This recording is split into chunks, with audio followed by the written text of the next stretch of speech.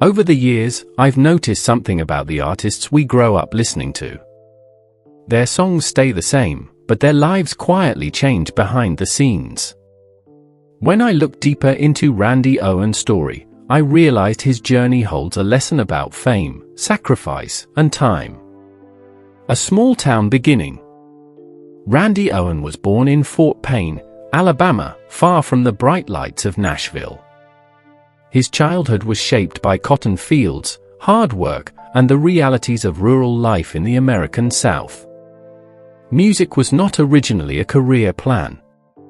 It was simply a way to escape long days of labor and connect with something hopeful.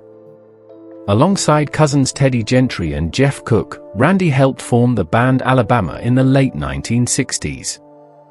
What started in small venues slowly turned into one of the most successful country groups in history. The rise of Alabama. By the early 1980s, Alabama dominated country music. The band eventually sold more than 75 million records and produced 42 #1 hits.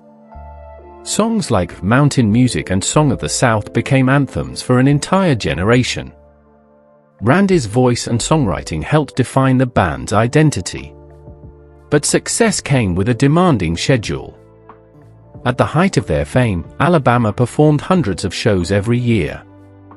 The crowds were enormous, yet the pace left little time for life outside the stage. The cost of fame. Years later, Randy openly reflected on what those decades required from him. In his memoir Born Country, he acknowledged that the road often kept him away from home during birthdays, holidays, and ordinary family moments. Like many touring musicians of that era, he was balancing two lives at once. One existed in front of thousands of cheering fans. The other was the quiet life waiting back home with his wife Kelly and their children. The distance between those worlds slowly became one of the most difficult parts of his career. Health challenges and perspective. In 2010, Randy Owen faced prostate cancer.